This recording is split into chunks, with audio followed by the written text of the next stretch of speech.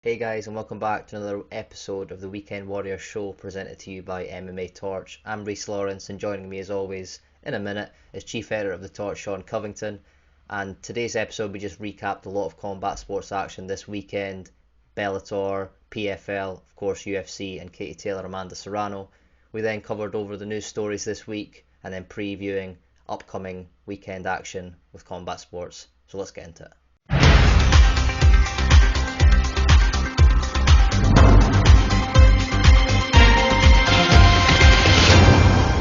So no, Jake Paul, he's a genius, man. That's what he's doing. He's purposely being annoying so that people will understand, so that people will pay attention to him. But when they pay attention to him, all I saw down the timeline was like, oh, well, he's right about this and that, So it was less about clowning him and more about the fact that what he was doing was working. Is that not, not just from this weekend, but that's all what Jake Paul tries to do? What I mean? Like you're saying there that he was just trying to annoy people, but that's nothing new, is it? That's what we've always seen. That's what he always will do to people that are, jealous or they just want to see him get knocked. Like Mayweather like to see him get knocked out, doesn't think he's fighting anyone. So like, isn't it just part and parcel of who he is that even if he was doing something or a part of something so great and helping women's boxing and spotlighting, two names that perhaps, Katie Taylor, well known in her country, quite well known in New York as well. I feel like, the Irish have a big following in that state. And Becky Lynch was speaking of Becky Lynch was there. WWE had a huge week, by the way. They had people at the draft, and they had Becky Lynch with Katie Taylor and Serrano at one of the press conferences or whatever. So that was pretty big, man. Like that's another reason why it was big too, because you had someone else big in another combat sport endorsing it, and you had the Miz and Titus O'Neil, Baron Corbin at the NFL draft. It doesn't really get any bigger than that. So Jake Paul's tapping into a lot of that. He Sure. really is. And people they're willing to listen to him speak, and they don't even know it. That's the crazy part about it. They don't even know they want to hear him speak because they want to hear what he's going to say. Not that it's going to be dumb, but they want a legitimate reason why they should hate him. They're finding less and less. Well, we'll get into Jake Paul, maybe Eddie Hearn in a little bit, but let's just go right to the actual fight between the two. You could argue Katie Taylor number one in the world, Clarissa Shields, Savannah Marshall probably have something to say, but Katie Taylor, Amanda Serrano, definitely two of the top 5 women boxers in the world, going at it, probably the best. Beforehand, the biggest fight in female boxing history, and it delivered with a great fight. Just firstly, your thoughts on the scorecards. Did you feel that Katie Taylor did enough to win, or was there a little bit of, we've seen Jake Paul saying she got robbed? Obviously, he's going to say that because it's his fighter. Did you feel any of that, or do you feel the right woman won? I felt a little bit of that, but then we'll just get into I'll just get into a long diatribe about boxing and its scoring. I don't want to get into all of that, but whatever. I mean, we all won. Women's boxing won. Nobody won that fight. Women's boxing won. And I think Jake Paul was all about that. That's what he wanted to see happen. The scorecards didn't matter. It was a great fight, and that's all people said. They don't, up and down my timeline, nobody knows who won. They just said it was a great fight. And they weren't casuals. It was just that it was too close for them to call. And good. As long as they're talking about it and it was a great fight, and that's all they can remember, not even necessarily who won, just go with that. Well, that's a good point, because obviously before we watched it felt like it was a big moment for the sport, especially being at MSG and whatnot. Just feel there maybe this part of it would be less special if they were to do a rematch. Obviously, there isn't, for Katie, there isn't much else in the division that she's been around, done it. You might think that her career's coming to an end and whatnot. She's had that big fight now, to cement herself as probably the. They got to run that back. You can't. Well, I mean, she hurt her. She did rock her, didn't she? In the 7th, was it? You can't win a fight that close and say you're going to step away. You got to fight that person and beat him again. Even if it's that close, you got to beat him again. In boxing, we can let you slide with two close victories. In UFC, not so much, because you have the ability you have multiple ways in which you can incapacitate your opponent. So you need to do that. I mean, that you picked the sport, it's not me. I mean, if you're Volkanovski, then you need to knock Max out. And there's nothing wrong with that. You need to knock him out. You don't need to win another close one. And we don't want this one. Like, this one can be close, but we want a definitive win. They need to run it back. And if there's not a definitive win, like let's say it goes the other way, now we get a trilogy, and that opens up even more. But there has to be a second fight. Any close fight like that, you cannot leave your division. You need to put it to rest. That's why John Jones got a lot of shit, because he should have lost that fight. He should have rematched. He didn't, drop the title, and now look at where we are. So. Unless Katie Taylor has to do the same thing. She has to have that rematch so that we don't do to her what we do to John Jones and Volkanovski. Well, there's an argument for Katie anyway. I mean, if you look at her last couple of fights, yes, she's won. Yes, she's dominated her division. But if you actually just look at the last couple of performances, specifically, I remember watching Natasha Jonas, another British fighter.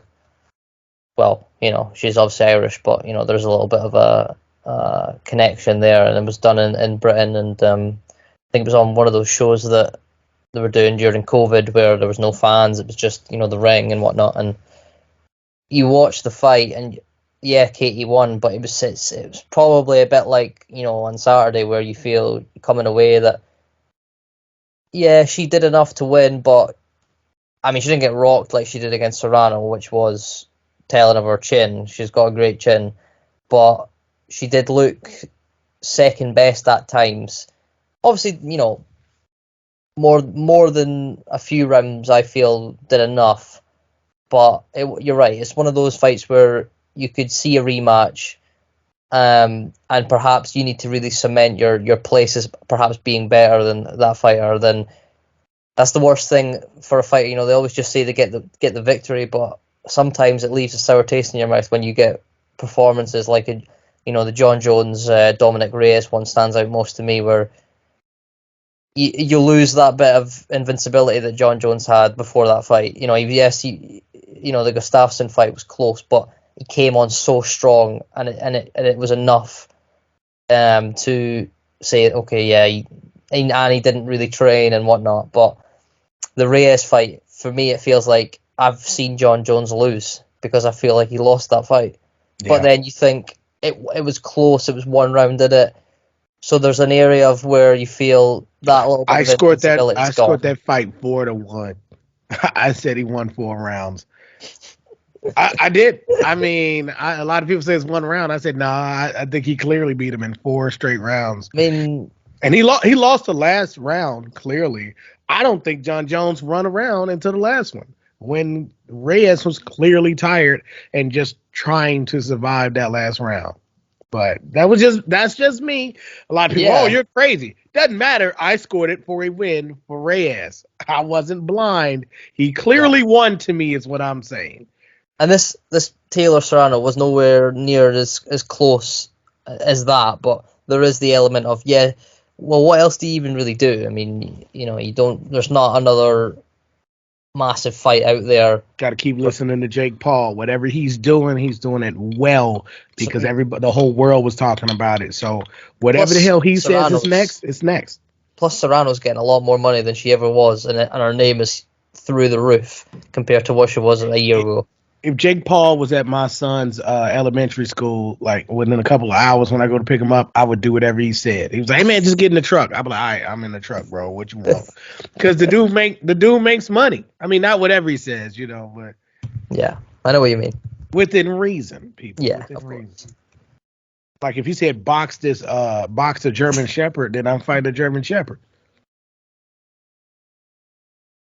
But the fight itself was an incredible fight to watch, and you leave with it saying, Katie cements herself probably not just she, easily the most successful Irish combat sports fighter, shall we say, and that's going to turn some heads, I think. Sean, do you agree with that? Do you think different sports?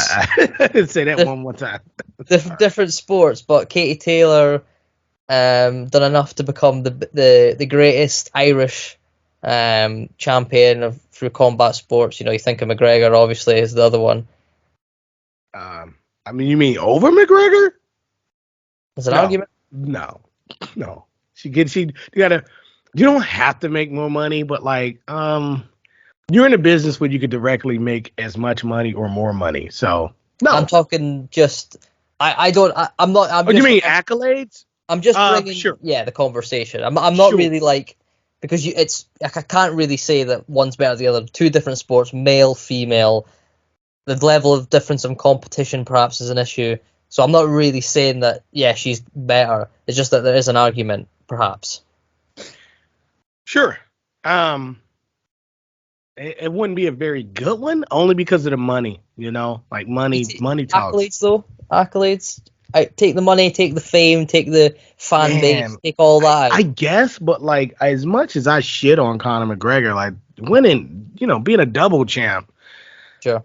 I mean, he beat the hell out of Eddie Alvarez. Now, I don't like the whole fighting someone smaller than yourself thing. I don't like that. But I mean, if you're getting your ass whooped like that, you weren't that good, were you? And then he got put in the hospital, which I love to remind people. Eddie Alvarez went to one championship and got put in the hospital his next fight. He didn't mean to go there. I mean, it wasn't just, routine checkup. No, he got sent there because he was fighting. Okay. So yeah, I mean, that doesn't diminish what Conor did necessarily. It just puts into perspective that this guy was a champ. Well, you got Conor. We'll go Conor first. Conor's a two-time Cage Warriors multiple division weight champion, a 2-division weight champion in the UFC. Beat up the Cowboy Cerrone, everybody's favorite.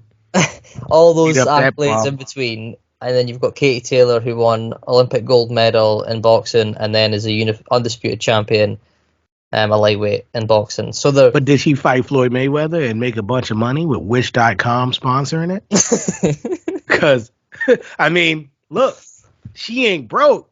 But, I mean, okay, Brittany Griner. I forgot what team she plays for, but she plays in WNBA. I think she's still over in Russia right now.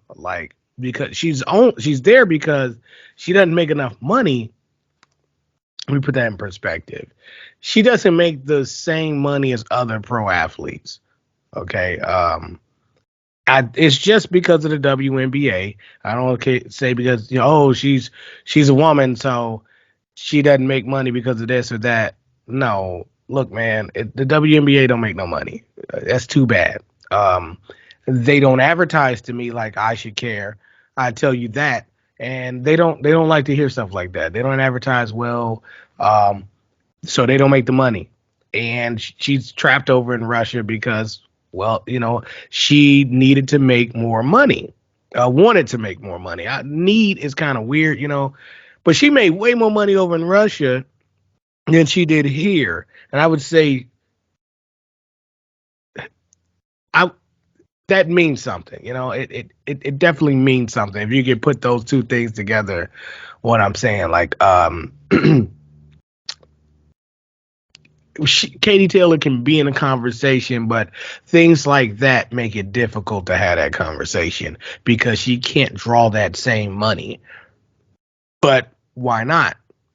Ronda Rousey, on the other hand, What does she do? She draws money. She's a big name. When she could be that effective, sure. She's just not nearly as effective at drawing money. And I mean, look at Floyd Mayweather. Look at the things that he's been accused of and or convicted of. I think just accused. You know what I mean? Like, look at his past. Ronda Rousey has been vocal about it, and she wanted to fight him over it. Yet he still makes a lot of money. Money talks, man. And right now, I can't hear what she's saying. I'm sorry to put it like that, but money's a factor, and it. Sure, you got to take in account with, like you said, money, fan base, what they've done in the sport. Connor's culturally, changed the way the sport's looked at. Here's an example: Chad Gable and Gable Steveson. Who's more successful? Ooh. One just won a gold medal. They're both Olympians. One just won a gold medal. The other one has a T-shirt that says "Shush," and my son knows who he is.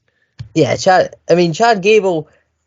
Gable Stevenson's not done anything outside of achieving a phenomenal success, in wrestling. But when you've just mentioned about all the other things that go with it, fan base, money, selling, not pay-per-views, but engagement with fans, being on television, talking in media. He's not really done that. So that I mean, in 5-10 years, where could Stevenson go? I mean, where could he be? I don't know if he crosses over. He has a bar to get to as well. Like I'll put him low, man. I would say that there's two bars. There's Ronda Rousey, and then there's Kurt Angle. I'd say Kurt Angle's higher because in his own sport, he's regarded as, top 5 ever to do it, like in the ring, professionally. Just, if you got to pick a pro wrestler, Kurt Angle's among the top 10 ever that you would ever consider picking, right? Ronda Rousey, also an Olympic silver medal at judo, if I'm not, I'm pretty sure that's it. She's also very successful at pro wrestling, but like the name recognition she had, that she just brought to the sport. And she did it on the backs of people. She did it on the backs of Gina Carano and Cyborg. Not on the back of Cyborg, but had there been no Cyborg, we probably wouldn't have been talking about Ronda quite as much, because there were two different people coming from two different ends that we thought had a collision course. So yeah, Gable Steveson has a bar. He has 2 bars he can meet. He can either meet Ronda Rousey, which he probably can't because Kurt Angle's done it already. I mean, she's done that already, and or he can meet Kurt Angle, which is a really lofty bar. So I don't know, man. It's hard to say. It's really hard to put her in certain conversations. Yeah. But the fact that we can, it's hard to do it, but we can do it. So that's enough in itself, I think, that we could just actually do that. Well, no matter how difficult it actually is to have that argument, we could do it. And I do appreciate that. Good point. We will transition over to the other big main event. Rob Font, Marlon Chito Vera.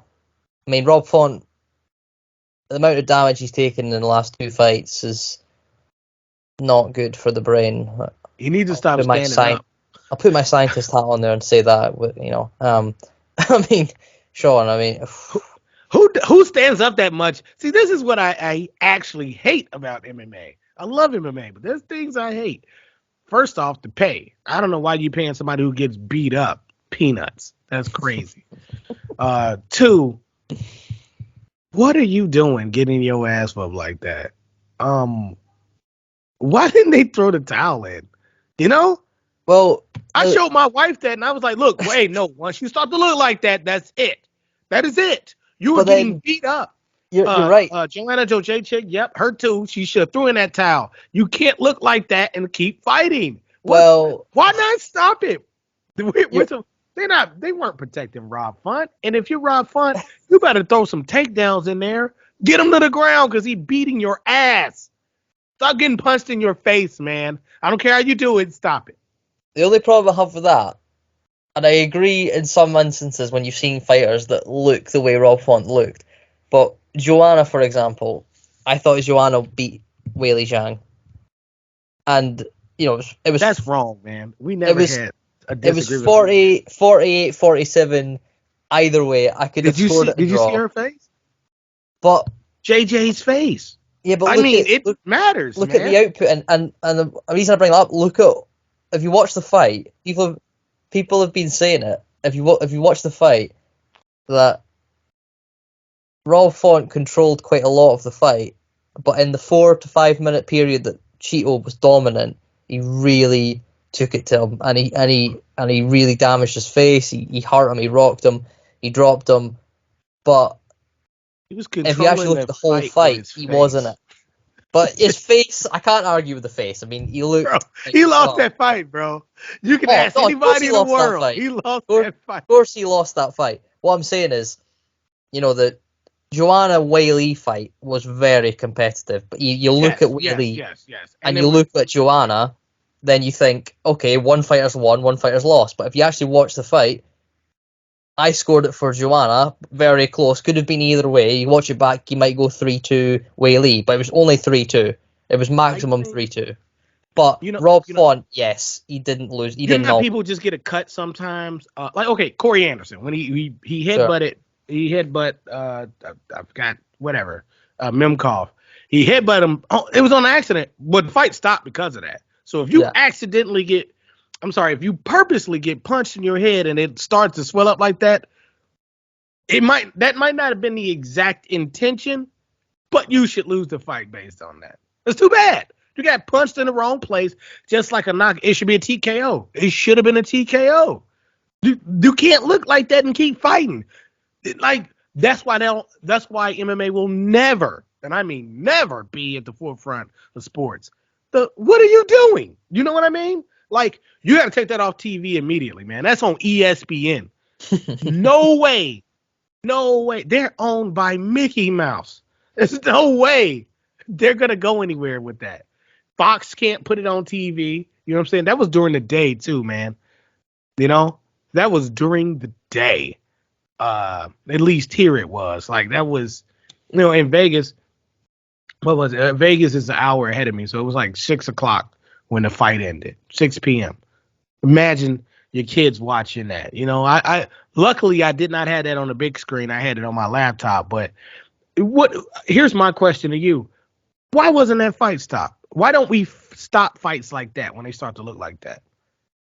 There's an argument. Brian Ortega, Max Holloway. It was stopped in the end, but it was stopped. Yeah. It was stopped too late. It was stopped. They had a round to go. Yeah, and hand. I'm okay with that. At least they didn't let him go into the fifth. Remember, Herb Dean stopped that fight with somebody was fighting Sean O'Malley. He stopped it with like 2 seconds left. What a piece of shit! You let him get his ass whooped for like three rounds, and he was getting mollywopped. He did look good, in like the second or something like that. But he did look good for a second, but he's getting destroyed, and then Herb Dean stops in the last second. Like, there's no consistency here. But why not stop the fight?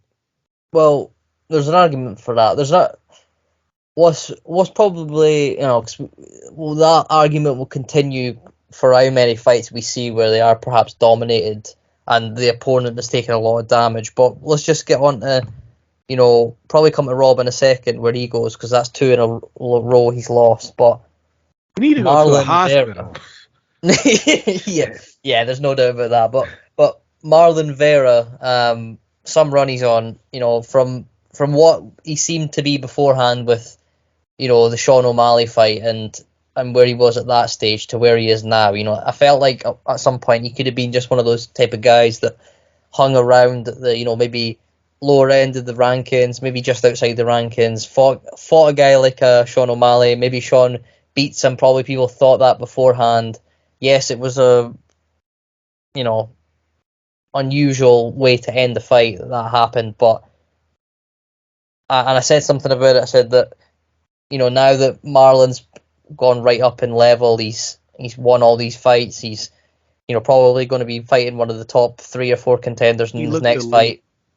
He does, but the rematch with Sean O'Malley, firstly, just doesn't seem likely at this point, because Sean, albeit he's going up in the rankings, I don't feel like Sean O'Malley's a nobody. I don't feel like he's going to get to that level, Sean, where he might get a fight against the Marlon Vera in rankings soon, but will he be able to contend? So next for Vera should be Sandhagen. After that, Sandhagen should fight probably O'Malley, right? Sandhagen, he's just fodder. Like, everybody was on that guy's nuts, and I just didn't see it with him. He's just somebody you throw at other people going for the top. So it's going to be Vera, Sandhagen next, and then give Vera a title shot after that. Yep, let him skip, because Jan's not going to – he doesn't need to fight Jan. We need to stop with the whole he needs to fight the guy underneath, because if that guy beats him, then he should just get another title shot, right? It should be Jan Sterling again right after that. So everybody saying that, no, he's not going to fight Jan. Shut up. Sorry. He shouldn't fight him. That's stupid.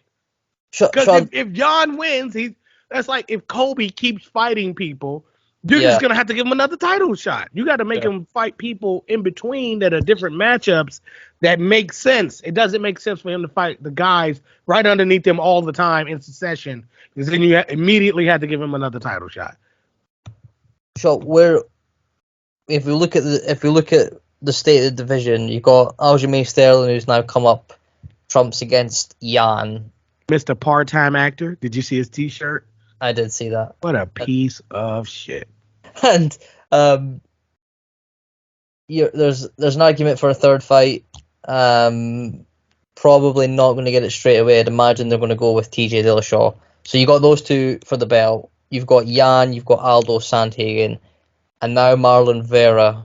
Problem is you've still got, Merab, who I don't think anyone wants to fight him. And you've got Dominic Cruz. So Cheeto, I think, tweeted something earlier about fighting. Dominic Cruz likes to say he only fights people that are ahead of him, so he can get there. Would you rather see Cheeto fight one more time against a guy a little bit less?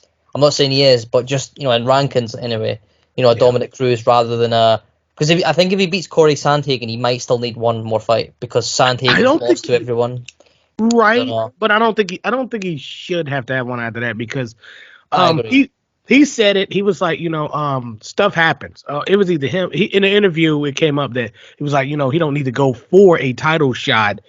He could just be right underneath, and somebody could pull out, and he could get a title shot like that. And I was saying that last week or a week before, because you want to go about a title shot that way, because you don't use your own rankings to do it. Like when Masvidal fought Usman the first time, he didn't lose anything because of that, anything. It was like, oh, we're just going to throw you in. You win, you lose, you lose. Who cares? And then he got his own title fight after that. So there's a way you can parlay that into two fights. If you lose, you can parlay it into a second title fight. It's not really a parlay. It's just like, hey, do this favor for us, and we'll make sure you get the title shot you actually earned, so to speak. Not that you don't earn the other one, because you got to be in a high enough position for them to put you in that spot. But yeah, he needs to go through Sandhagen. I don't think he needs another fight after that, because it's Jan, then who? Jan who? Sandhagen? You got Jan 1, Dillashaw 2, Aldo 3, Sandhagen, Font, who will go down, then Merab, Dominic Cruz, and then Marlon. Because the other three are all tied up. So you let him you just let him beat Sandhagen, and then the other guys beat Sandhagen and got a title shot after it. So sure. Let him do it. It would be Sanhagen's a great gatekeeper for the top 5. Which is crazy because and you're right, because he was never that good. He looked that good. He never was. The proof's in the pudding. He keeps losing to top guys. He is a top guy, but he's a bottom of the top. Bottom of the top 5, meaning he's 5. He's 5th. That's okay. Probably he's gonna be 6th soon. That's okay. Like, he's a good gatekeeper. Like, you can't get to the top 5 without going through him. And that's solid. I mean, Cowboy is one of the best gatekeepers ever, and he needed to be. And I think that was great. Cerrone, Cowboy Cerrone, that one. Yeah. I'm not going to spend too much time because there's a lot of other things got to talk about. But one that you like, Sean, Andrei Arlovsky, still getting it done. I think it's 43 years. Did he beat some dude that worked at Aldi in the Paul, stock room? yes. He beat a dude that worked at Woolworth in the stock room or something? Y'all got Woolworth over there too, right? Oh yeah, I mean not anymore. I mean if it's right, down. Yeah, it's gone. It's been gone since. It's been gone for a long time. Yeah. Well, we're gonna talk about things that we both know about. Woolworth and Aldi. Let's just say it's still one last Woolworth over there. One somewhere we don't know. Maybe it's on an island. Got to pass a bunch of sirens and banshees to get to it, but yeah, it's just a whole plaza of Woolworth and Aldi's, and name another store over there. Lidl's a bit similar. What? You got Lidl, which is like a rebrand of Aldi. So you got that. You got what's another one that's pretty funny? Man, the other ones are pretty bog standard. What's a mythical island? Like this is gonna be our new bum couch. It's a whole mythical island with stores that close down on it, and that's where we send fighters. That's where John Jones is right now. It's the island that Dana White said he was gonna buy. All right, enough of that. My bad. I didn't mean to throw the show off like that. What was the question? No, just it's all a joke, but to still be doing it at this age, Andrei Arlovsky obviously there's a cap, isn't there, Sean? Where, and not just him, but across all divisions in MMA, where there's a guy or a girl that's still getting success late into their career, but you know that the chapter's pretty much done. Like, there's, he's not fighting ranked opponents. Randy Couture was champ and lost it to Brock Lesnar. Like, he literally passed the torch to him. I think you can keep going, man. It's MMA. It's the heavyweight division, which is a whole lot harder now. But all you need to do is knock somebody out. It's still a sport where you could just do one thing and it's all over. Like, you don't have to play for 48 minutes like other team sports and stuff. You could just throw one swing, gone. It's over. I think Arlovsky needs to rebuild his body. I know people are like, well, he looks great. Whatever. He could look a lot better. He could get super lean. He doesn't need to be bulky. He needs to be super lean. He needs to have the right muscle. He needs to completely rebuild his body, and he could win that title. Yep, on his 20th anniversary. I said it. Why not? He just needs to uncork one on you. He needs to uncork one in like 5 straight fights, possibly 6 or 7. But hey, look, people are like, oh, but he's 43. Okay, and what's modern medicine doing for us? Like, come on. Like, I'll even say something terrible. He could just cycle on and off of roids and be fine. Like, I mean, what are we really talking about? I you know how Daniel Bryan and CM Punk, they're vegan.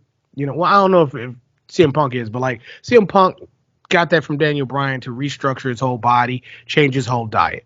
Right. The Rock actually did the same thing, not as far as going vegan, but like, as well. Yeah, his body changed dramatically after he stopped wrestling.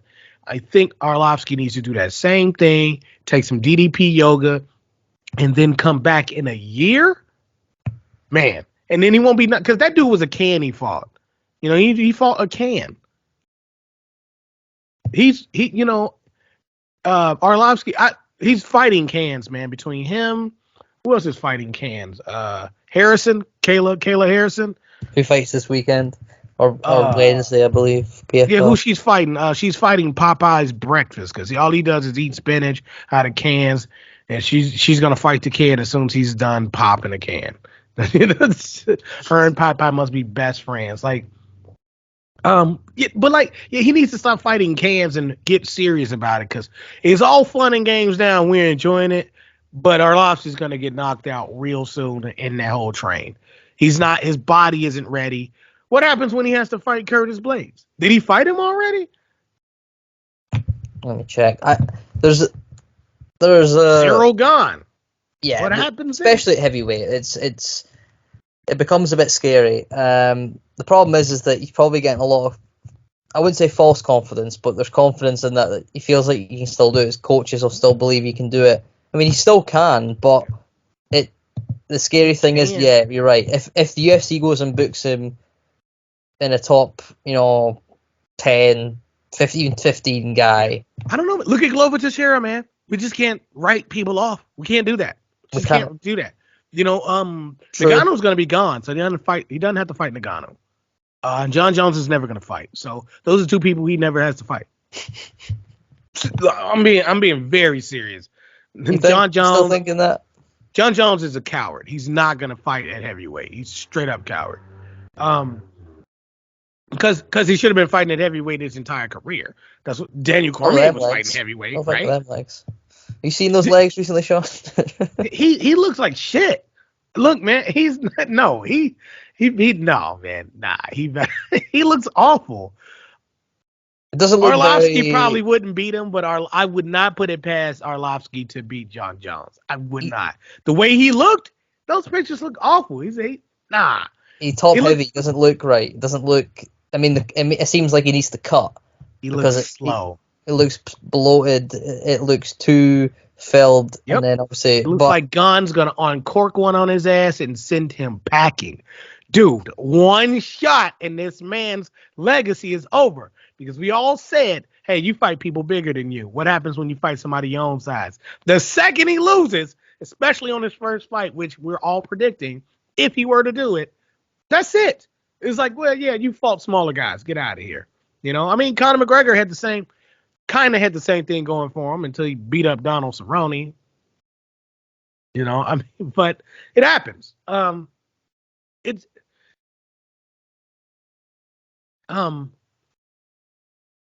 There's a path to a title fight.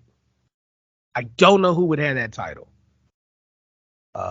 If you're Arlovski, the best thing he said is he wants to be heavyweight champion. Good. So he's fighting for a purpose other than just to be fighting. Because he can make money working at Subway. Okay? Like he can support his family at Subway, not get knocked out. Who wants to look like Rob Font? Because that's the worst day at work for him. At Subway, your worst day is somebody brought a sandwich back and complained to your manager. I'm dead serious, man. But the path to the path to the top for Arlovski is to drop all of that weight. Please, God, drop the weight. You need to be as light as possible, and he's going to maintain the speed, and he's going to be a little bit more accurate and have a better gas tank if he drops as much weight as possible. He just needs to barely qualify as heavyweight. Seriously. He needs to barely be a heavyweight. And then that starts his path. Also, having the two major players removed, like John Jones and Ngannou, that's pretty big. There's no Daniel Cormier there. Derek Lewis will probably be done then. This is all like a year and a half from now, but he's going to fight till he's 40. You still got the pressure of him staying around. It's all right saying that they're all going to leave, but he's just getting older at that point. So then, true, but he's going to stay for the next 3 years because that'll make it 20 years. He's the Undertaker. What a story it would be. It's not quite like Galore that. It's still hypothetical because it would be lovely to see, but we really don't. I really doubt. Yeah, it's not going to happen because he's not going to change his diet. What I'm saying is 1,000,000% true. He's way too heavy. He's too heavy at 43 years old. He's way too heavy. You know, and I know people are like, well, it's heavyweight. No, he needs to be light because he needs to compensate for the speed that these younger people have. So he needs to be at his optimal size. You know what I mean? He needs to have the least amount of weight. He's gonna maintain his skills, but that weight, him not having to carry it is gonna mean everything. People are coming there. I bet you if he weighed, I don't know how much he weighs, but I bet you if he barely made heavyweight, and he had a very great lean diet, and he was work wonders on that, he'd knock people out way quicker than what you ever thought. He would have made short work of this dude this weekend, and we were looking like, damn. Tell him to work with Joe Rogan. Think I'm playing? Tell him to work with Joe Rogan and Randy Couture and see that you don't get somebody out there dominating people. Needs to work on his wrestling too. Not that he might have to wrestle somebody. And yeah. No, it's a fun argument to have because it's not just him. There's a few others that are sort of still kicking about, and perhaps just you know what it's like in the sport where one win, one loss each way can totally change a career. You do a couple, in quick succession. You do 2 to 3 fights in a year. You win 3, but yes, they're all against unranked opponents. But you're just keeping it. Keeping the ball rolling, and you're saying, and perhaps in a way that Arlovsky, for example, a few years ago thought, I'm just gonna stick around and make some more money, keep my family sorted, still love doing this, but perhaps my best days are behind me. And now look, it's a lot of wins. Yes, they're not against top guys, but that perhaps the confidence is starting to build. And who knows what we'll see. I mean, I doubt it. I doubt the UFC will try too much to match him up with anyone. But Donald Cerrone did it. He almost got a title shot. He was close. Like he had a really good winning streak. And I brought up Glover Teixeira because weren't people removed out of his division for him to get where he was? You know what I mean? Like, first off, he didn't have to fight Reyes because Blachowicz already took him out. And John Jones and Cormier were gone. You know what I mean? Like he had a little path carved for him. It's circumstantial, So Arlovsky could have had the same I know he wasn't beating top opponents, but he could have a path clear for him as well. And I'm talking about it's crazy, but I'm talking about 3 years down the line. If I could get it, I probably could get in contact with Arlovsky, but he wouldn't listen to me. He'd be like, what do you know? I'm like, well, I know you're going to get knocked out in one of your next 3 fights if you don't listen to me. And he'd probably get knocked out in his second fight. I'm just, and when that happened, I would send him an email. I'm like, well, I'll fight you. But you got to come down to 185. We got to fight at the catch weight. It's got to be at 185, man. He couldn't do it. And I would have been like, you should have got down to 185 and you would have got your ass knocked out in the UFC. But that's hypothetical. I'm not going to fight Arlovsky. He's not going to fight for much longer. He needs to fight for 3 years to make it a round 20, and maybe he will. If he keeps fighting tomato cans, sure, or spinach cans, maybe he could get Kayla Harrison's phone number to her agent and see who she picks out. To see what grocery store she goes to down the canned food aisle. Maybe she just goes to food drives and just picks people out of the lineup. Well, we're going to get on to all that, and we're going to do it in a little quick fire round. A lot of coverage for UFC 274, which is this weekend. So, quick hits, main events only. Except one, because Yoel Romero's fighting, and I think the fans will want to hear about that. We'll start with PFL. It's the perhaps lesser known of all of them, but if you actually look at the card, pretty stacked. You've got Rory McDonald, Anthony Pettis, Ray Cooper, Kayla Harrison. Good matchups, important fights.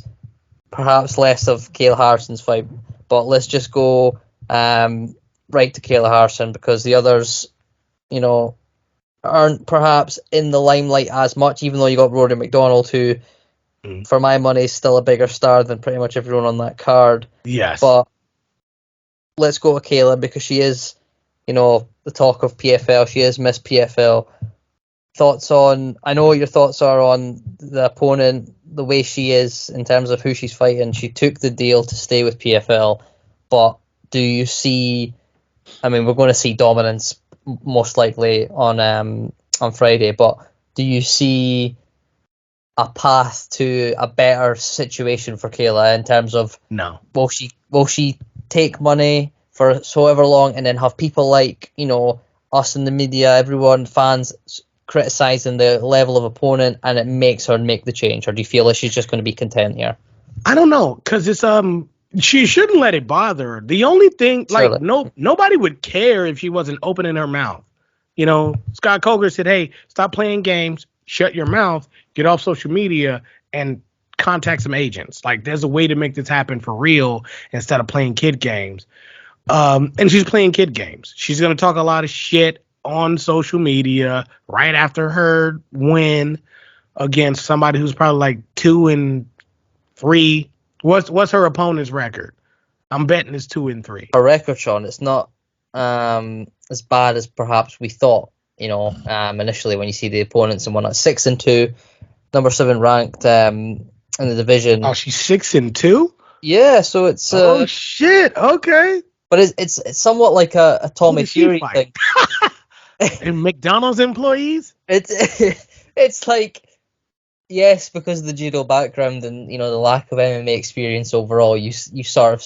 But then when you come in with that experience and you make the noise that she's trying to make, the records of opponents and the level of competition needs to be higher for people to really believe. And it's like Tommy Fury right now saying things about he's just doing what every other boxer has done. And I've been thinking about this a lot, actually, Sean. We'll get into boxers, MMA fighters. It's mainly boxers, though, that if you were to go look back at any great boxer, their first 10, 15, 20 fights, they're all against people with records like this, losing records.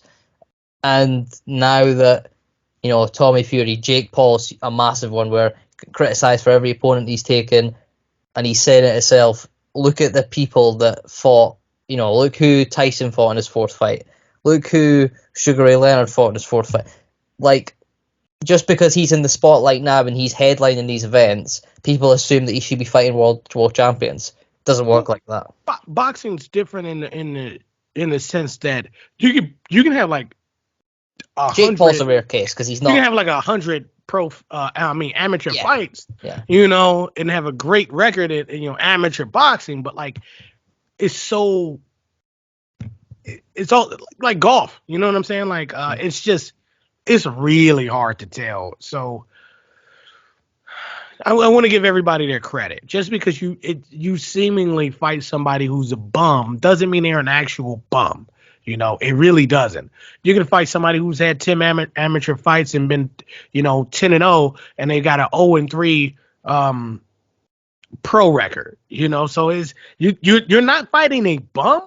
It's just the competition changed. And Sure. Sometimes people struggle out of the gate. Some people have bad amateur careers. Like you can be 1-3 as an amateur and just never lose as a pro. You know what I mean? It happens. It's hard to. I just want to give credit where credit's due and not unfairly shit on these people more than I already have. But all of them are bums. All of them. Kayla Harrison is being really stupid about opening her mouth. She wouldn't beat Cyborg, and nor would I grant a fight license for her to even attempt to fight her. She hasn't fought someone who's going to just keep her away and punch her in the face.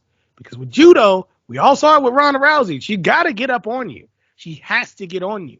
When somebody's jiu-jitsu is top level, like there's no way she'd beat anyone high level in UFC or even Bellator. She can't crack the top 5 of Bellator and can't crack the top 10 of UFC. I'll put it to you like this. Macy Barber would probably destroy her. I hate Macy Barber. I hate her attitude. Sorry. just like Aljamain Sterling. People, you got to take this with a grain of salt. Yeah, I think Macy Barber would destroy her. What do you think? Do you think she gets past Macy Barber or the karate hottie on the ground? Period. Karate hottie, stand up, yes, in a way, but I think they're interesting matchups. You're right. I feel like I would need to see those fights to actually, because I feel like there's a bit of unknown. We don't know the level because she's not fighting people. She's on one level, and and we don't actually know how great that level is from an MMA perspective. Totally against other top MMA women in each division, each promotion. If we see it, then we'll know. But right now, it's hard to gauge because you're destroying the females in the division you're in. And Cyborg did it too, and so did Ronda Rousey. So let's be fair. Cyborg and Ronda Rousey did it too. They were on different levels, and even Gina Carano. Like everybody was on different levels until they really fought someone who they saw what the level was. Sure. Cyborg fought Gina Carano fought Cyborg. Different levels. Ronda Rousey fought Holly Holm. Different skill set. Different levels. Different levels too. Holly Holm is the bottom of the top, but man, that is a crazy top because Holly Holm, she went the distance with Cyborg, so sure. We're gonna use MMA math. By that means that Ronda Rousey would get shredded by Cyborg, because she couldn't stand in there with right now, Holm, for sure. So Cyborg would shred Ronda Rousey. By the way, we still need to see that fight, and Ronda Rousey's been ducking her. I never want to say that back when Ronda Rousey was fighting, but yeah, she's ducking her, and I know she's out of the sport, but like, nah, man, this is the person they said you had to fight. We talked about PEDs and all that extra stuff. Who cares? She beat up your hero, Gina Carano. You're supposed to go in there like Karate Kid or something and avenge her death, man. But you didn't. Her MMA death. But anyway, as far as Kayla Harrison goes, last word on her, she needs to pick one. Either she wants to be the greatest to ever do it. That means she's going to have to take considerably less money and take far more risk, or she wants to make a lot of money. But she can't have a claim to fame or claim at the top if she stays in PFL and be like, oh, I'm the greatest to ever do it. It's like, no, you're not. You're not at all. So she got to pick one. Moving on, Bellator 280, I call it, but 280 as well. Ryan Bader, Czech Congo 2 is happening in Paris. You said rapid fire Snorefest. But also Yoel Romero co-main event. Could be a different type of fest if you get what I'm saying. But thoughts on Yoel first? I mean, it's not been since the move to Bellator, obviously. The Anthony Anthony Smith fight didn't go through, and since then it's not been a great time. It's not really been much happening, but he is fighting this Friday, Sean. Thoughts on Yoel first, and another guy that's 40 odd, 44, 45 years old now, still doing it, still very entertaining, although his fights may not be this weekend.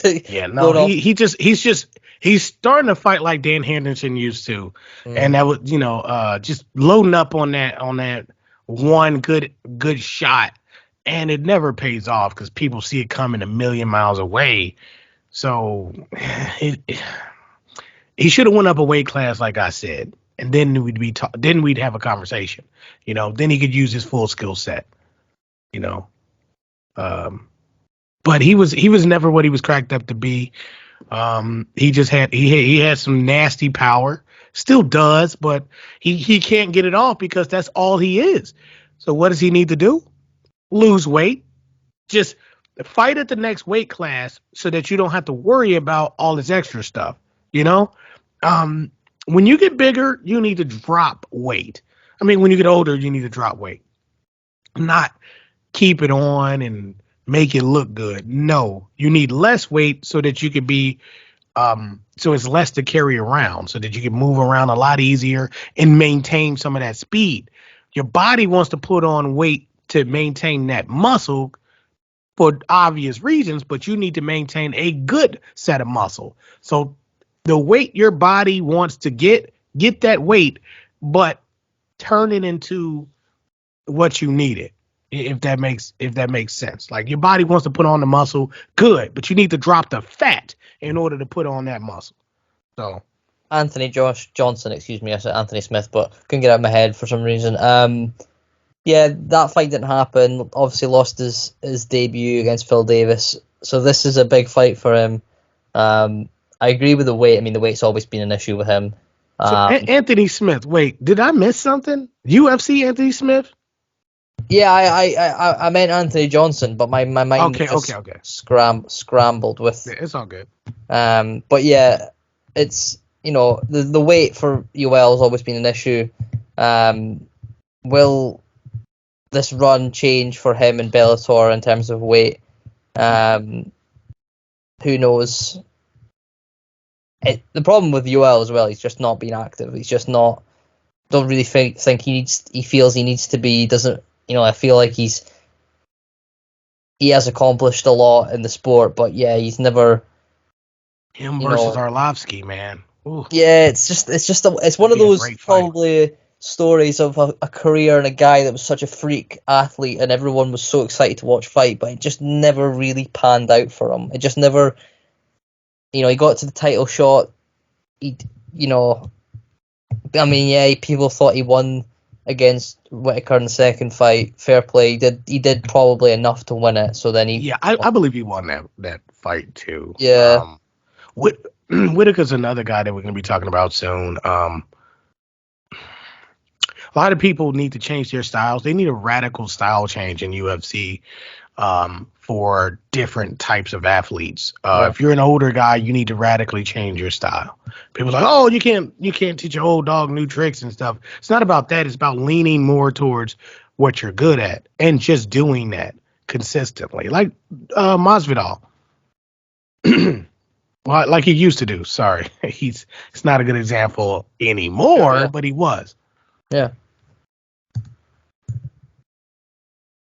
Yoel Romero, trash. That's my rapid fire answer. Trash. Don't want to see his fight. What about Czech Congo, Ryan Bader? You say it's Newfest, but they also have history with the first fight going the way it did. I'm gonna watch it. I mean, it's good. Shouldn't it just be a knockout? Shouldn't it just be like somebody getting knocked out in the first 10 seconds? It should be that exciting, but we know it isn't, and that's the problem. Man, like Czech Congo had one of the greatest combats in MMA history, and just what happened to him? What happened to him? Like it's just another big guy that's put on that power, just put on more weight, more power, more just I know I said with Arlovsky, all you need is one, but my point in getting that one off is matching your speed to your power. Drop the weight so that you'll have more speed. It's not cheating at all. Just drop the weight. I don't know. Czech Congo needs to drop his weight too. He's always been big. Drop that weight. Brian Bader, guess what? He's not as fast as he used to be, right? I would say that was the one thing in his game where he couldn't match Nemkov. He just didn't have the speed. So drop the weight, and this would be a much better fight if they were, much lighter, because they could just throw these haymakers and it wouldn't tire them out so much, because they're not throwing 100-pound arm at a guy, they're throwing like a 50-pound arm at a guy. Not Sure. that somebody's arm weighs that much. Well, it'll be interesting nonetheless. It will include a knockout, you'd imagine, or usually with these big guys, it's either older in their careers. It is for the heavyweight championship, so there is a lot of waiting on it. Ryan Bader is one of those guys. He's saying where he go. I think he's slowly but surely maintained his position. As you've got to give him credit where credit's due. He is over. He needs to go to the UFC. He needs to go back to UFC. He's an incredible fighter in terms of what he's done in his career, and to win that last fight to regain his championship was shown of the type of fighter he is. There is an issue where how long do you keep going? How long do you Czech Congo's? It's I think the average it'll be about 75 to 80 years old, maybe older for this fight. It's crazy, but when you got a guy like Ryan Bader still doing it, it's in Paris. Czech Congo's going to have a massive following. It's going to be cheered like the champion. So Bader's going to drop that belt. Yeah. Bader's dropping that belt, bro. I'm sorry. Czech Congo's never had the title, correct? Never won any title. No. Never won it. That's about to end. That's about to end. But here's the thing. That's why I'm saying Bader needs to go back to UFC, because he needs to get that monkey off his back and prove to us he can win there. Do you see him getting a title shot at heavyweight in the UFC? Bader? Yeah. Considering the previous history of him fighting there, now I don't see them I don't see the UFC as a company that allows for people that are, he's the Bellator champion. It makes them look, I think it makes the UFC look bad if he comes in and wins the UFC title again, because he's how old he is, the fact that he was Bellator, they view it as a second hand. I guess so, but I then you got to use an adjacent sport. You got Bobby Lashley. Sure. I use somebody who was MMA too, so you got Bobby Lashley, and you got Drew McIntyre, two guys that left and came back. Also, recently, you got Cody Rhodes. So, depending, I know what you're saying, like that place may not be competition, but it's not about the place, it's about the person. And this person, Ryan Bader, you bring him back. Guess who you just might get to fight at heavyweight? John Jones. Long-term storytelling. Okay? That's how you tell a story in combat sports. Bring Bader back over. He's got a shot. I mean, the biggest problem he's going to have is against someone like Curtis Blades. Roughly the same thing. They do roughly the same things, So Curtis Blades is just a younger Bader. If he's younger, I don't even know or care. But he's just Bader with less mileage on him. I guess. I mean, how many times has Ryan Bader been knocked out? It was a few. Because I would say that Blades' knockouts are worse. Because he was, God, his is that one was worth not watching ever again, to be honest. Yeah. So, Bader might have been knocked out more times, but they didn't look nothing like when Curtis Blades got knocked out. I can barely remember him, but yeah, man, Bader needs to go ahead, drop that title. He's going to drop it anyway. I think it's Czech Congo's time.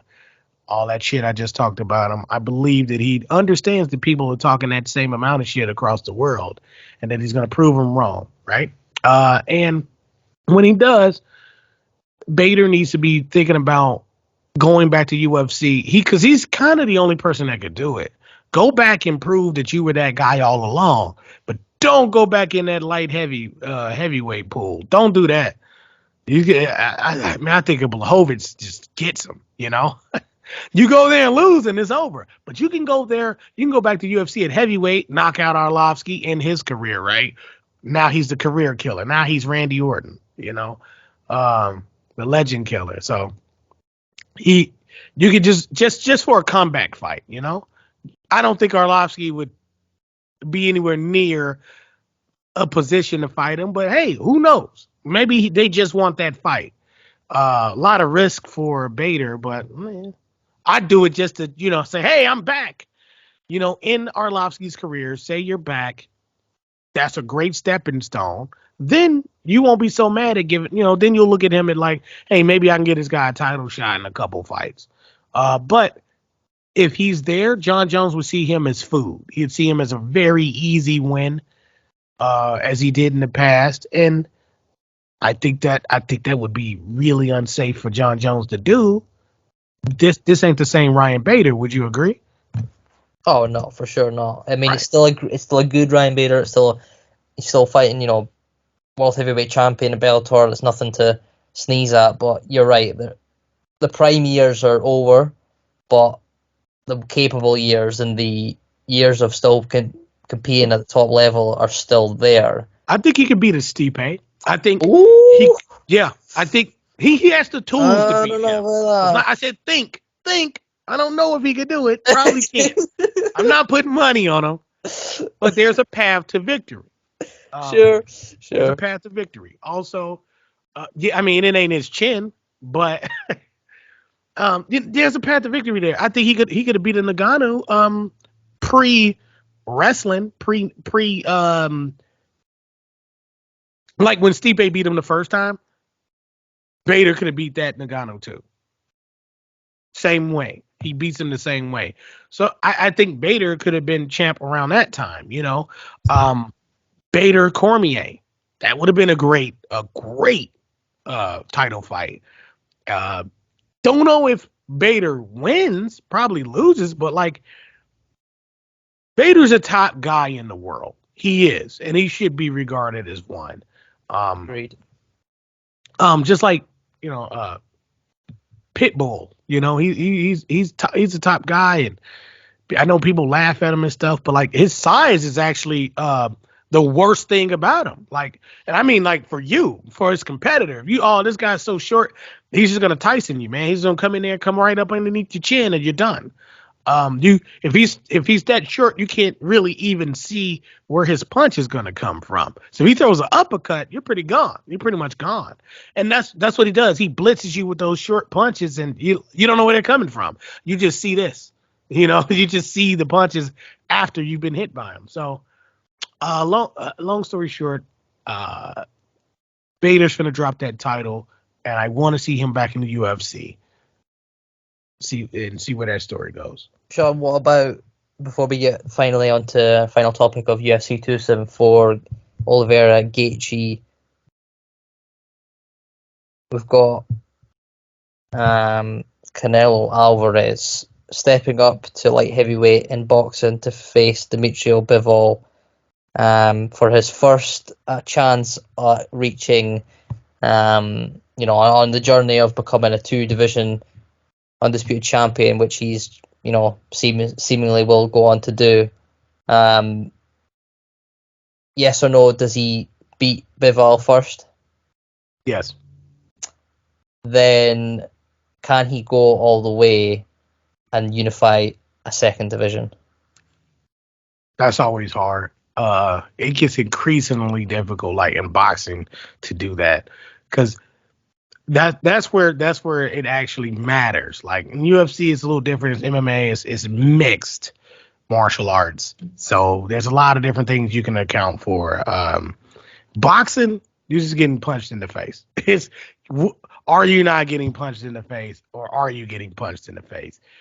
It's difficult to tell whether or not he'll be able to go up and have that same success long term. Because somebody's going to come in there and just, if you run the risk of when you fight somebody your own size, man, you just kind of run the risk of, not that person necessarily is own size. I'm saying, like, in boxing, I'll say this: in boxing, it matters. It really does matter, and he's going to have a real time doing that. There will be a fight in which he probably will lose on the cards. To all of us, we'll say he lost, but he'll probably win. I'll put it like that. Then Wait, I mean, it's interesting. I was just gonna, get a quick fire, but it's such an interesting because we've never seen a guy.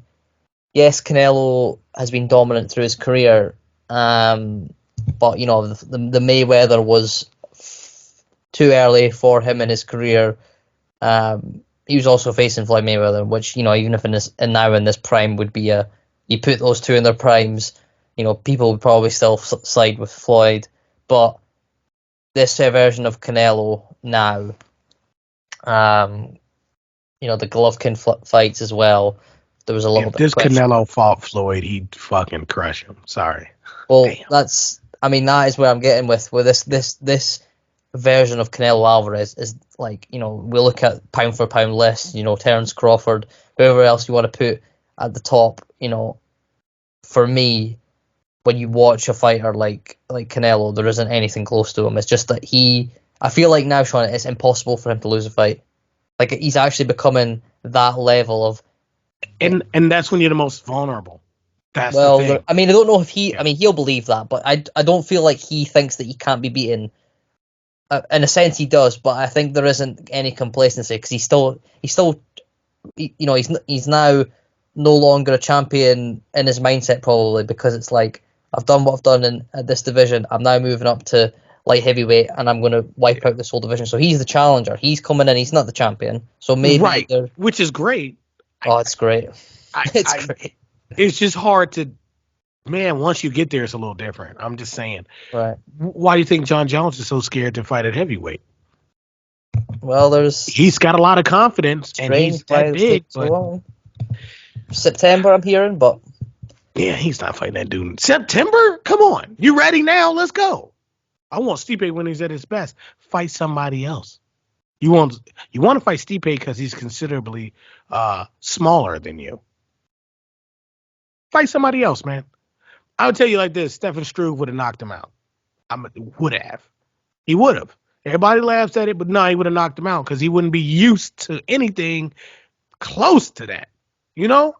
Think about it. Just think about that, man. Stephen Struve's it's not like he's a bitch, And he might not be the greatest heavyweight fighter, but like if John Jones had fought that dude, Stephen Struve in his prime would have knocked John Jones out. And now I said Stephen Struve in his prime, but like, come on. Well, clearly, you got to do a lot of mental gymnastics for some of that. But yeah, somebody the caliber and the skill set and length of Stephen Struve right now, as good as Stephen Struve was at his peak, fighting John Jones, yeah, he'd knock him out almost immediately. First round knockout, yes. Why do you think this guy's not? Anyway, Canelo Alvarez he's going to have the same problem John Jones does. The same problem. And Volkanovski too. If we want to go there, Volkanovski thinks he's just going to go up like Canelo is and just do whatever he wants. It's not that easy. It really isn't. Really isn't. We're going to see whatever holds Canelo has in his game. We're going to see them in his second fight. Second fight is going to be tough for him. First one, oh yeah, cool, whatever. Second one, yep, because they're getting more film on him.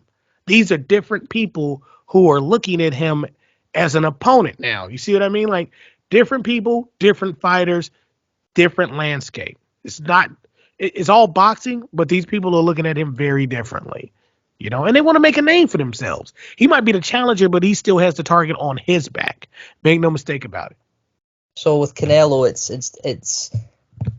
it's like a movie in a way because he's unified at super middleweight, now moves up to light heavyweight, and people are suggesting that this coming Saturday against Bivol is the hardest fight he'll have in the division. You look at Beterbiev and Joe Smith Jr. They feel, boxing experts and whatnot feel that this if Canelo can win on Saturday, it sets him up very nicely because they feel that if he beats Bivol, he can beat the other two and he can become undisputed at two divisions. I know what you're saying about it's difficult, but I agree because they have another fight. They have that fight to watch. They have that they whole also fight have to watch. Golovkin in mind as well that's booked, in between. So it's not like he's just going right, I'm going to fight Bivol, then I'm going to fight Beterbiev, and then I'm going to fight Joe. It's not going to just be like 1, 2, 3. He's fighting Golovkin before that, and it's a lot, isn't it, Sean? To do. Yeah. I don't know if any fighter could do all the things he's doing, but I actually believe this version of Canelo could do it, because I feel like he is just such a special athlete now, and the mindset, how ferocious he is inside the ring, I don't feel like he can be beaten. We're going to see Saturday, but it's definitely those body shots. He just rips the body. It's he crazy. just like nobody I've ever seen before. I know. He'll just start swinging at your stomach, and he'll be like, they don't always look like they're doing that damage, but man, I forgot the guy he knocked out, white boy, Billy Joe Saunders. No, it was kind of recent. Callum Smith. He fought. What's his name? White or he fought Callum Smith. I think wasn't it Callum Smith he fought last? No. It was kind of recent. Oh, it was a defense of his titles, wasn't it? Maybe. Let me bring it up. Yeah, but that Callum Smith, Billy Joe recently, but there was one in between. Yeah, that Caleb fight. Plant, that was it. Caleb Plant. Yeah. That was the. I think Caleb Plant had the best shot of beating him, and he got his ass whooped. You know what I mean? Like, it was a beat Caleb. I think mentally and just stylistically and skill set wise, Caleb Plant was the best shot to beat Canelo. I know Triple G's coming in here. He already fought Triple G twice. He's going to crush Triple G this next time. I mean, unless you think different. I know Triple G's still Triple G, but like, he's older, and Canelo is in his prime. You know, he's still in his prime. So it's. I think of Canelo right now, and I just think of, if there was a fighter on a live, Sean, that you need for you to win a fight, it's him. Yeah. Right now. Oh no, so absolutely. So for me, it's like a foregone conclusion. But like he you sells said, him with. He doesn't even talk like well. I mean, he does, but like he's not selling he's not selling the fight with what he's saying. He's just selling it because it's Canelo. It's crazy. He's just selling his fight on pure skill alone. Yeah. Well, that's this Saturday. So that perhaps maybe take center stage, for some, perhaps most, especially in Vegas, but in Arizona is one for perhaps more of the traditional MMA and UFC fans, which myself and Sean perhaps lean more toward. I mean, you'd watch both for sure. Canelo's that big of an attraction, and he's that good you don't want to miss. But Sean, this card, crazy. Just you actually look at who's on the card right from the bottom. I mean, it is very stat. You got quick shout out Tracy Cortez fighting. She's making some noise in the women's flyweight division.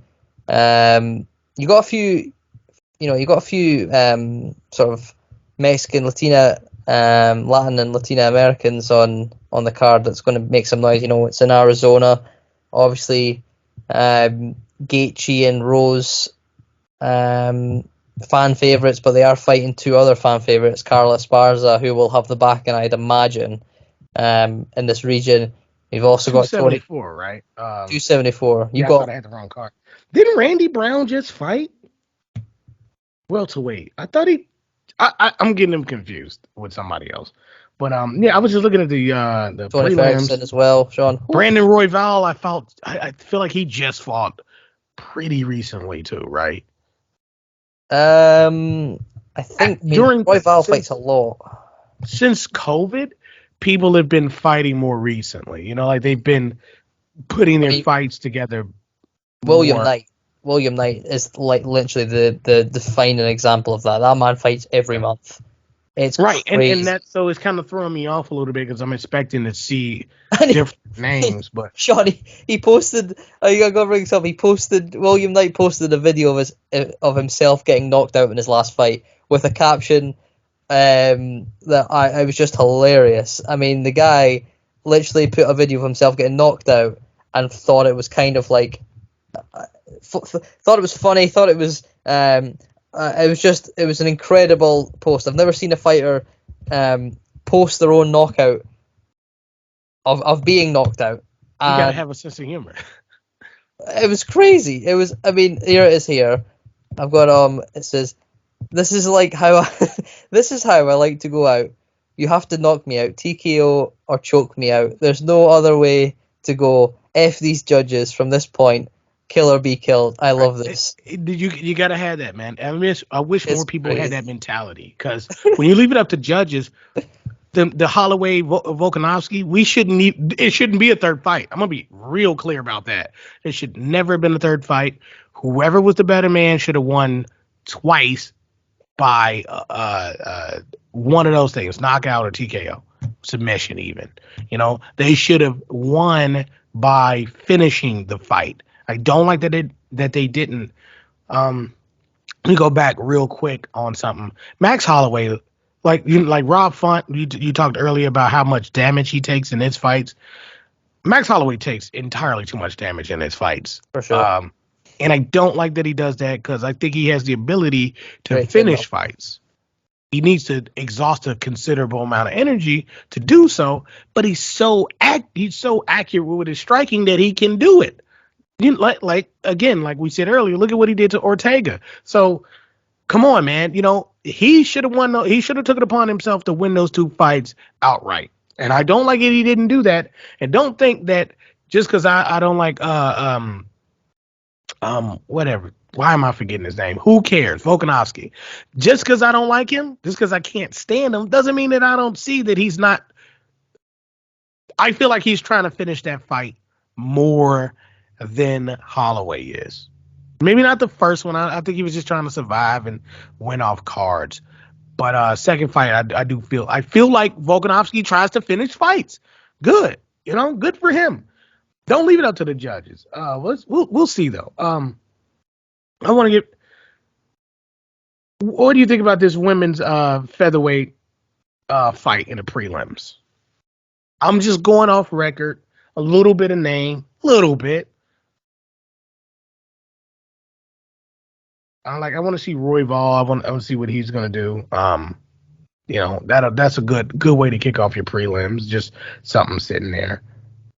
I mean, some names that I was saying before: Danny Roberts, Tracy Cortez, Lupi Godinez. There's a few, and then obviously Francisco Trinaldo.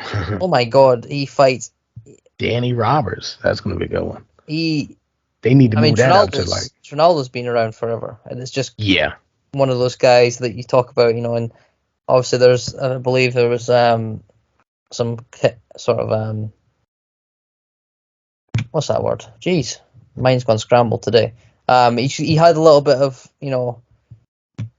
issues in the past with people believing with drug testing and whatnot.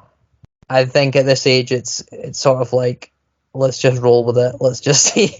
I mean, but yeah, it's a good prelims to suit into a really strong main card that starts with your boy Donald Cerrone. You're right. I was looking at this and I was like, when the hell is Donald Cerrone, Joe Lozon is like. Is it late? Is it early 2000s again? Are we in 2005 or like what? Right, man. It's definitely 2005 shit right there for real. And then I was like, oh wait, Shogun and OSP? What? It's definitely 2005. Like, who do you think wins that fight? Cerrone and Joe Lozon. I mean, Cerrone more active. Cerrone. Far more active. Lozon's done nothing. You say he's more active. Yeah, he's got 10 more fights. The last time he's fought. He's got like 8 to 10 more fights than Lozon. So they both lost 16 of them. So somebody's gonna get number 17. Unless it's a draw. I think the first two fights on this card should be good. If they're not, it's not gonna be good for the UFC because you're putting some old guys up there, man. It's not Arlovsky on a fight night. Yeah, let's let's get right to it, Sean, with the triple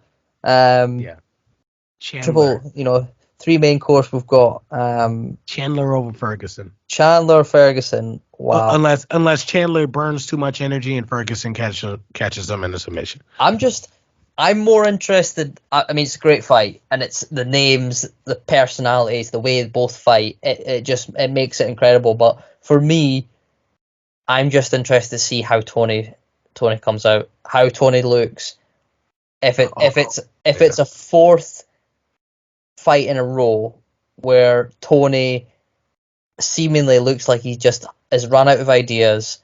I don't feel he's going to get dominated, and Chandler's a great wrestler, but I don't feel like it's going to be a fight where we're going to see Tony on his back the whole fight, struggling, looking for answers that he doesn't have. He's going to get pieced up. Like he might get. That's the issue. Chandler is going to do to him what Justin Gaethje did. It's going to be the exact same fight, maybe worse. I think Gaethje didn't knock. Gaethje had some respect for him. I don't think Chandler's coming in there with the same respect. Not that he doesn't respect him, but like he's gonna knock him out. He sees it, he's gone. So it's got to be make or break. And the problem is when you've got such a, in Michael Chandler's words, lunatic, and Tony Ferguson. There's no one in his ear other, maybe the family, maybe his wife. Can reach out to him and say it, but I feel with Tony though, Sean. Don't do it.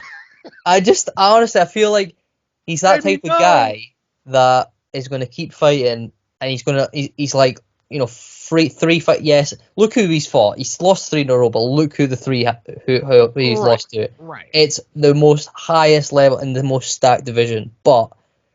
If this becomes a trend and he loses and he loses and he loses, and the way Tony's built his DNA, there's no quitting him. He'll feel in some way that there's been excuses. I think I've already read that there was a fear of an injury, so he wasn't training hard for his last camp. That type of stuff. If that continues, there's going to be a lot of people worried for Tony Ferguson, because to go from the heights that he has to where he is now, it's like before the pandemic, we were calling for arguably the biggest fight in MMA history with him and Khabib, and it was like 50-50 going in. He then loses to, he then weighs in a week early to the Gaethje fight that never happened at the time. He then weighed in for the Khabib fight that didn't happen because it got postponed for COVID.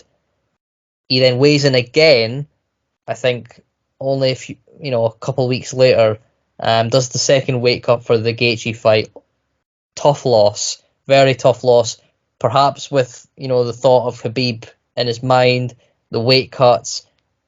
Perhaps Gaethje wins the fight anyway. But the way from that, where he was to where he is now, is like the biggest drop off I've seen from a top level fighter in such a short period of time. It's crazy. If you're Nurmagomedov, you should fight him anyway. Why not? I mean, people are always worried about their legacy and stuff. If you who you say you are, go beat that person. Like in basketball, Michael Jordan couldn't pick who he, played against. You just made it there. But if he could pick who he played against, he'd pick the best every single time. You get to do that in fighting. Nurmagomedov should have beat Chandler and Ferguson and then been done.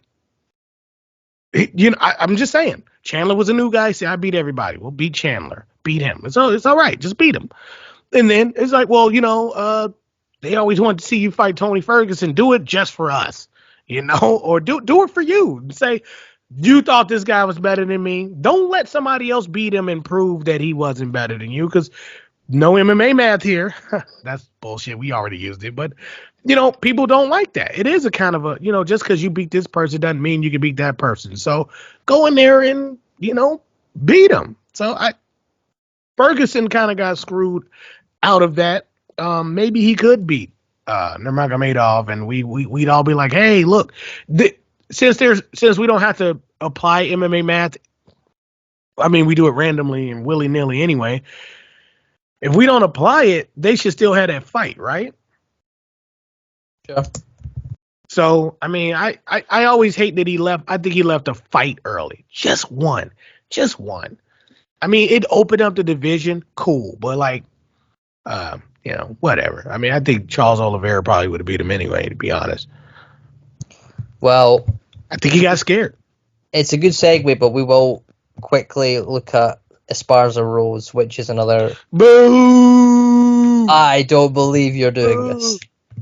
Not from Rose. It can't be from Rose. It's got to be Esparza with her wrestle heavy. No, it's for Rose. I don't like Thug Rose. What? I don't like the goofy cheap shot she took it up. We can't talk about mental health and then you take shots at your opponent like that. I hate China, this and that. You can hate China, it's cool, but like, well, okay. Well, she took some logic unnecessary there. shots. And then when you look at the story about how she didn't have a real camp and she was like living in not a storefront, but like her living situation. No, I don't like any of that. You cannot. I can understand the mental the Whaley build up was very strange. Not feel it was conversations of it felt like there was an area of trash talk, disrespect, but trying to always keep it respectful, and it felt very awkward. It didn't, they also couldn't speak to each other in the first language, and it made it more tense than I think it actually was. But you're right about you can't. She did come across in a way that she was going after Whaley for the thoughts on her country, her homeland. Yeah, that just happened that just happens to be where she lives. Like she should have talked about Thug Rose and hey, let me bring up slavery. Your country used to own people. Well, you know what I mean? Come on. Like what I mean, that's the ultimate, hey man, look at what you did. So I don't like when people do that. They happen, it's already bad enough over there. The situation and everything, and you're not making it any better. And that's nah, and after you did cried about mental health this whole time, no sympathy. I hope somebody knocks you out so bad that you just retire. I want it over. She's a charlatan. She puts on a good face for people, and then it's different behind closed doors. It's you could tell. You would have never came at your opponent like that if you was talking about mental health ever. You would have never thought to even do that. But she was put on a game face for people. So I hope Carla Esparza wins. She won't. She has a puncher's chance. I'll give you that. Because Thug Rose already lost that belt. The wrestling. She look. Rose Namajunas already lost her belt before. She had to go get it back. Yeah, but she already lost it. It wasn't a fluke. If I pick you up and slam you, it's totally legal. I know, but come on. Nah, let's be real about it. She was getting pieced up, wasn't she? She was. Jessica that was actually the best fight. This is the best fight I'd ever seen Thug Rose have. Up to that point, she was destroying her. But, it's a fight. And, if Carla Esparza can pick her up and slam her on her head, game over. And that's a thing that should be happening more often. Like, let's be honest. You should be getting slammed on your head. Not that she was necessarily trying to slam her right on her head, but yeah, she did. And it was over. Esparza, I hope she wins. I feel like it'd be great if she won. A lot of people would hate it, and they'll start to talk stuff, but it wouldn't make sense to if you know what I mean. Like it wouldn't make sense to just dump on her when she did what she needed to do to get the win. People would just want exciting champions, and that's how you make the championship itself exciting. It's not about the champion; it's about the belt itself, the title itself. I think she's going to have more fans than first anticipated with this matchup. Esparza, obviously, Rose was all I'd say the biggest fan favorite in women's MMA. You have got Amanda and you got Valentina, but I think the people really connect with Rose more. Yeah, because she's a phony. But you've got in Arizona, and I was just feeling, there is a bit of that Latin America vibe there with. Oh yeah, but they're gonna have Esparza's back, and hopefully she could do something with it. But she's probably gonna get Tony. But we seen it in May last when he fought against Benil. He was. I can't quite exactly remember where it was, but it was a heavy Mexican backed state, and we'll see, but it's a good fight, and it's a rematch, and there's a lot of fights out there for Rose after this if she wins, but we'll see where it goes. The main event is where all the talking points come from, though, Sean. Charles Oliveira. Easy win. Easy win for Charles Easy win Oliveira. for Charles, you say? Easy win. I think He's going to win almost as easy as Nurmagomedov did against Gaethje.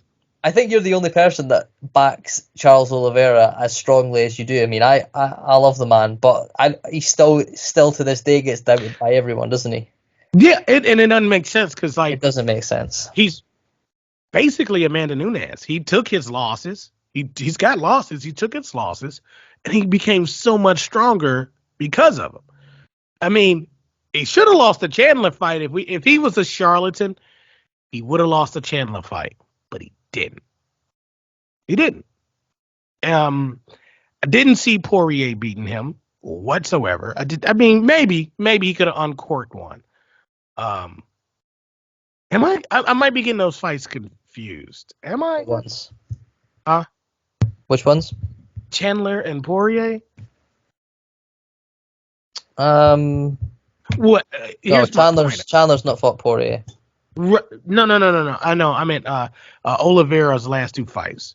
Yeah, Oliveira fought Poirier and Chandler, and then he won the title against Chandler. Yeah. Right. Okay. I was confusing him because whatever. Anyway, my point of all of that is he learns from every fight he's in, and the big fights he wins impressively. He's finishing top guys, and he's finishing them. It's not going to decision. These are finishes. It looked like he was down and out in that Chandler fight too. The fact that he wasn't, Gaethje has absolutely nothing that Oliveira isn't prepared for.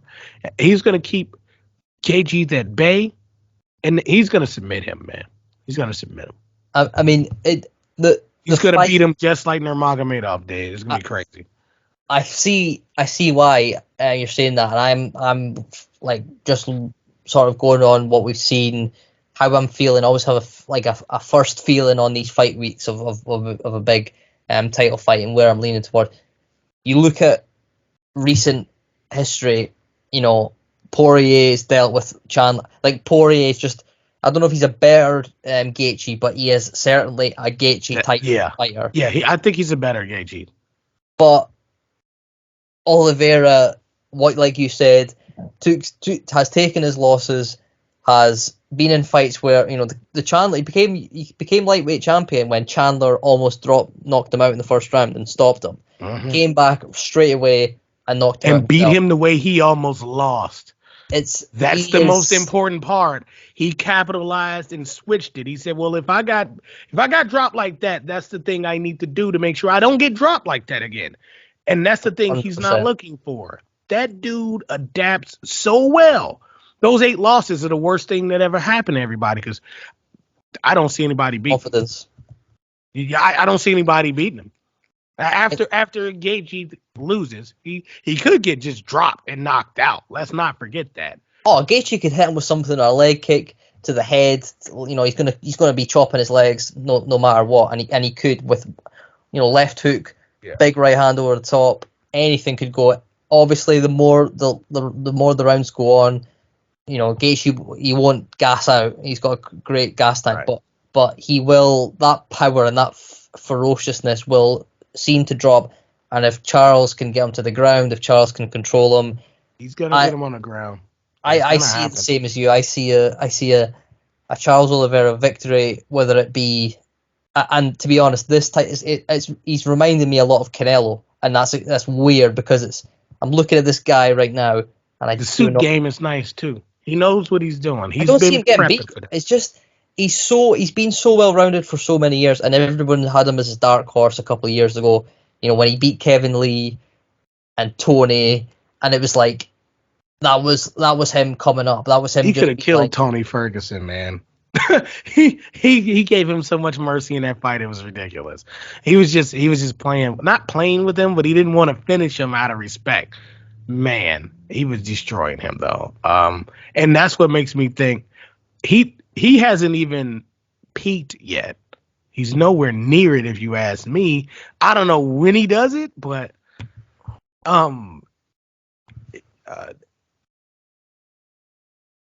who's after KG? Because I'm looking past him. I don't even care. Well, let's say we're saying, I feel like Oliveira will win. Who we don't know. Gaethje wins. You'd imagine Charles has done enough in the sport to get an immediate rematch. Yeah. So there's Gaethje. I don't think he would though. Because like you were saying, I'm the only one that backs him so heavily. Like he doesn't have heavy backing. So Dana White probably wouldn't want to do that. Yeah, I don't think he wanted Dana White to have the.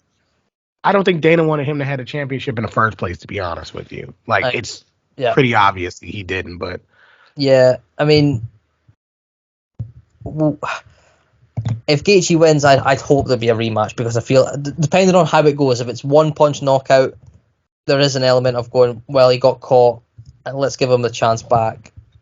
Right. So let's go on that analogy. But if, like we say, that I feel that Oliveira's got too many skills, too well rounded to not get this victory, we're looking at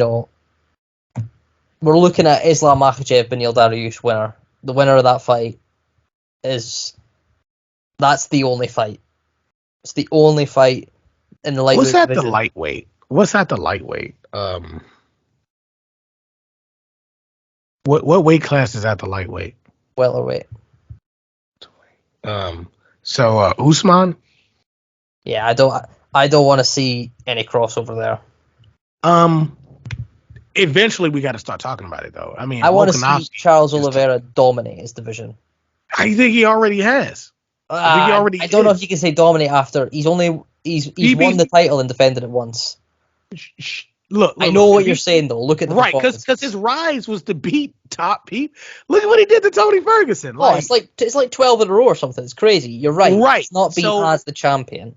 That's the crazy part about it. Well, he can only fight so many people. Sure. If I'm him, I'd probably relinquish the title. I wouldn't want to be if I'm him, I'm not defending both. I think he would get caught up like that. Drop it, go to welterweight. Well, we want to see how it all plays out. At all. I don't think Usman is close to him in terms of MMA. Damn. I don't think he's close, bro. I mean, if we're talking about pound for pound, if we're just talking about like that, no. I mean, but there's other people like who's better than Ngannou right now? A skill perspective, well-read in this. And the way Ngannou looked, he looks like the best fighter in the world. Pound for pound, I don't think Tyson Fury can come out there and throw some leg kicks. You know what I'm saying? And wrestle like that. Like the best fighter in the world right now is probably Ngannou or like a Canelo. You know what I'm saying? Like we got to look at it like that. When people say pound for pound, I'm like that means anybody. Not just. And of course Valentina and Amanda Nunes. But we got to start looking a little bit beyond this because he already whooped everybody's ass to get the title. Let's look at it in these terms. The guy he beat to get the title wasn't even in the company a couple fights before that.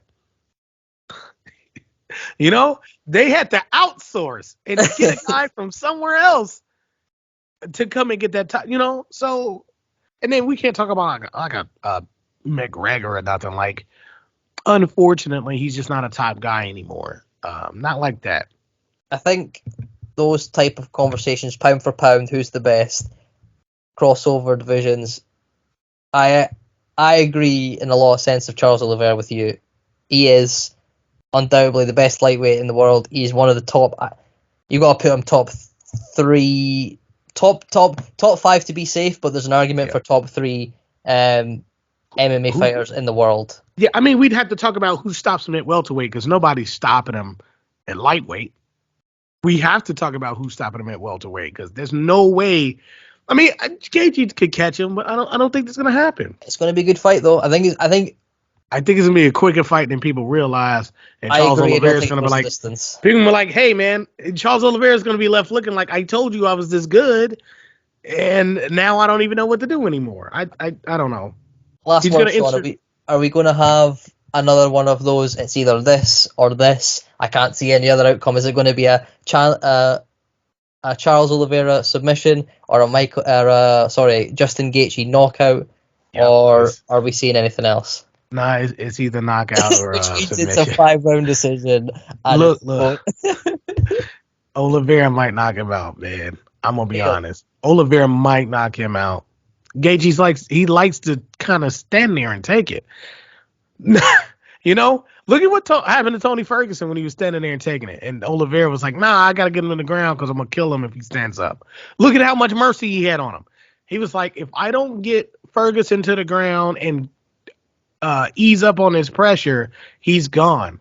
It's kind of like when Nate Diaz refused to punch Conor McGregor and he started open hand slapping him. That's what we're gonna, like. I think an unleashed Charles Oliveira is the most dangerous person in all of fighting, all of combat sports. I don't think you want that because Amanda Nunes, she can gas out. Like, she could give you an opportunity like she did, but she can give you an opportunity. And Valentina is more structured. You have no idea what Charles Oliveira is capable of or what he will do to you. You know, if he has no mercy, which I don't think he'll have in this fight, I just don't see. Man. We need to start talking about who else is. Next? Crazy. Yeah, we have to. I think that's what we do as fans anyway. We look at next, but there is a clear path, I feel, in this one. It's such a deep division, but there is only one clear path for either victor. I feel that Oliveira's done enough. For Gaethje loses his fight, he's not getting an immediate rematch. He's already had the first title chance. He didn't win. He's now got a second one. But with Oliveira, I feel he's done it. Oliveira's on a crazy win streak. He's been through everything in his career. He deserves a rematch should he lose. I don't think he's going to lose. But if he does, let's see a rematch. If he doesn't, I want to see Beneil Dariush versus Islam Makhachev. I want to see the winner fight him. And then, who knows? Who knows where we go? I want to see Oliveira at welterweight. There is so much there. Well, let's let him conquer his first division. Nah. We got Jeff Neal. We got Neil Magny, Wonder Boy. Oh, ain't nobody want to see those fights. I'm going straight to Masvidal. I ain't doing this. No, let him tear through the whole division. No, they don't do that. Shred Leon Edwards, and then when he gets to Usman, we'll talk. Other than that, I am looking 100% past this fight. Well, if he loses, it's going to be the worst thing that happened to all of his opponents. I'll tell you that. If Oliveira loses, he's just going to fight Gaethje again, and then he really is going to go through all those names I just said. All of them.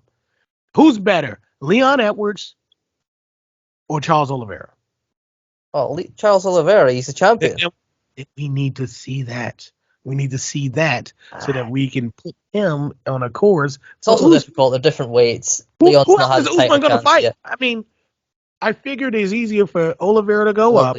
Love Leon. I mean, is Usman going to go down or going to go up? Oh, Usman's going to box Canelo. We know that. Man, I hope, man. That's I don't know why they even.